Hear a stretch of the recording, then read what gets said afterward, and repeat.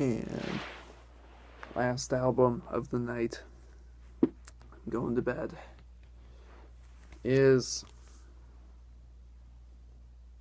Dirty Art Club. And just saying, if the person watching this has actually heard of these guys, or if you look them up, you're really cool. Only a few people actually know they have like 2,000 fans on Facebook, but I found them because they were advertised on the front page of Bandcamp. If you guys know that website, I just thought the album cover was kind of interesting. It's called Vermilion. It's actually an EP. It has 8 songs, but 8 songs is basically like a short album, so I consider it kind of an album. But I need a close up. Yeah, don't know what's happening there. But yeah, we got the back. That and first track is Hemlock. Very interesting track. I mean, this whole album just has this kind of vintage theme to it, kind of like this groovy 60s, not groovy exactly, just this vintage 60s kind of, it's all instrumental, like, but they'll have a few occasional lyrics, or like somebody humming in the background, or the 6th song on this album, The Devil's Mirror, has lyrics to it, but it's,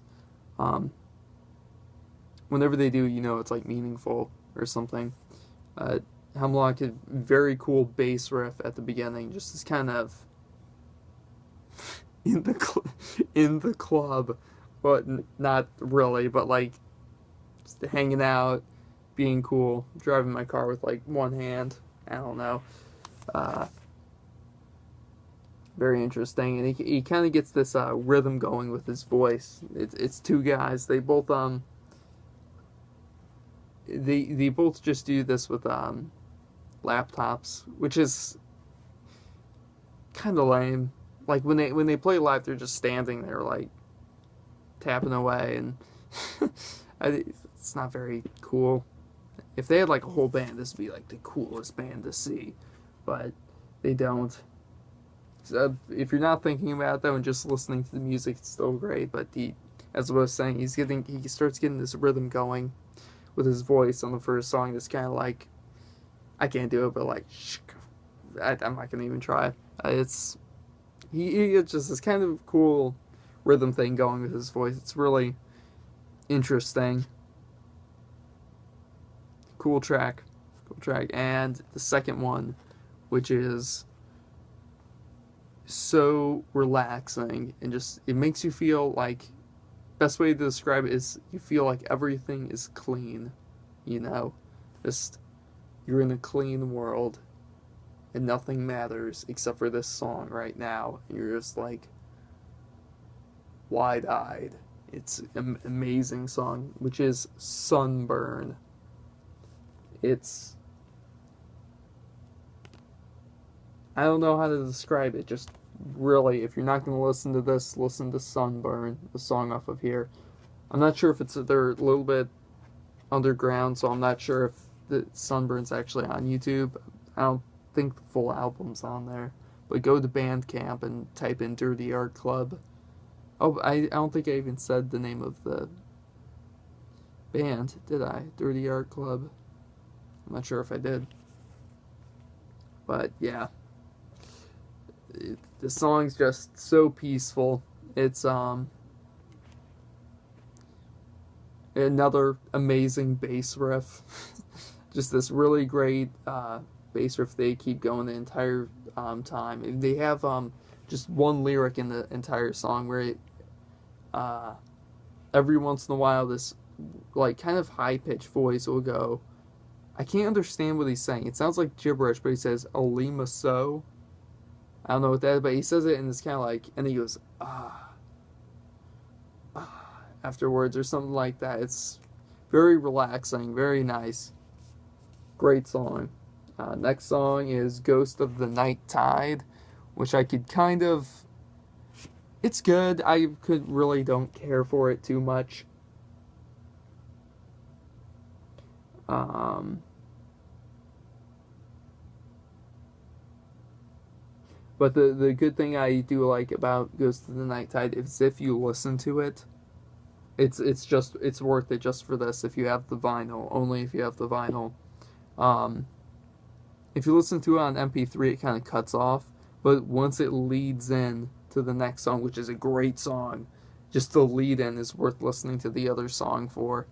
Um, it kind of breaks off and messes up on the MP3 because of, like, I don't know, some user error or something they did. I don't know. So not user error, error. If you listen to it on the vinyl, it's a straight signal, so it just goes right into the other track, which is Neon Dreams, which again is so relaxing. You got this girl's voice in the background, not saying anything. It's just kind of this little ba ba da ba da like that. It's very relaxing, and this really cool piano going on. Just this entire album just reminds me of a very clean room, just like with nothing in it. You know, maybe like a window and you're looking out the window. That's what this album feels like, just so clean. Girls in June, the next song, which is a great song. Again, a very cool guitar riff at the beginning, very jazzy. This entire album is kind of jazzy, kind of like a modern jazz thing going on. But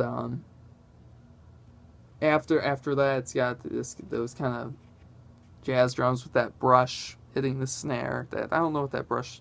I guess it's just called a brush. That brush stick that they hit the snare with. Got that.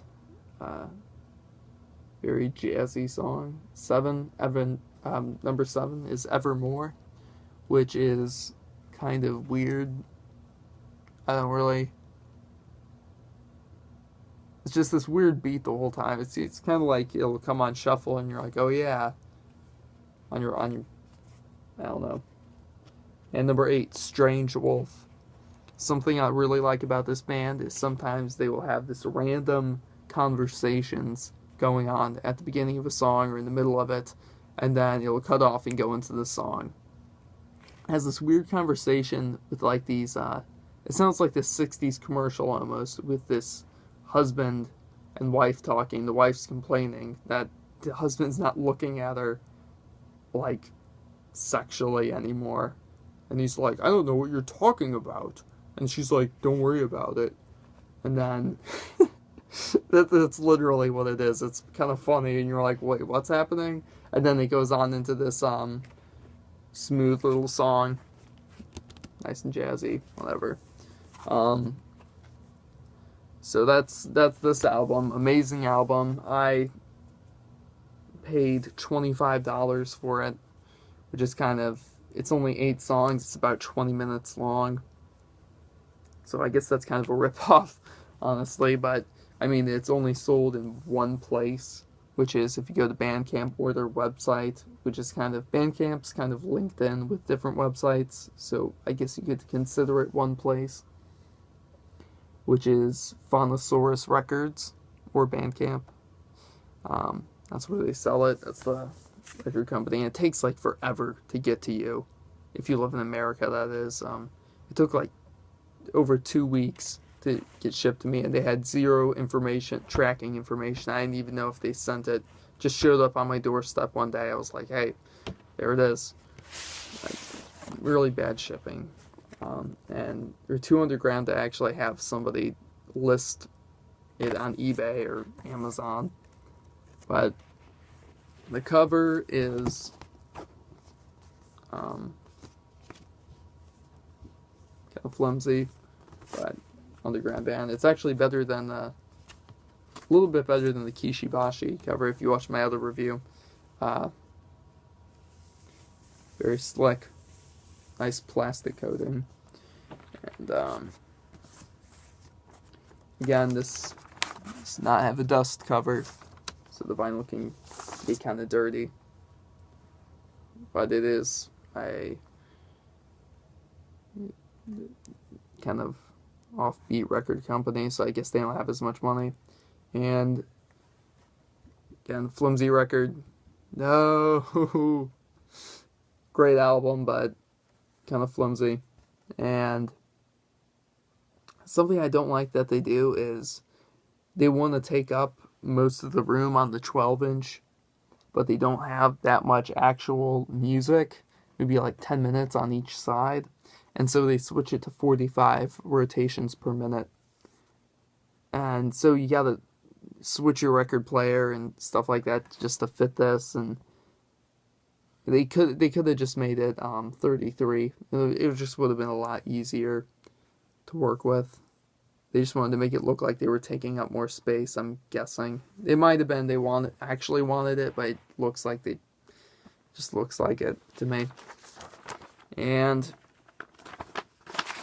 let's see.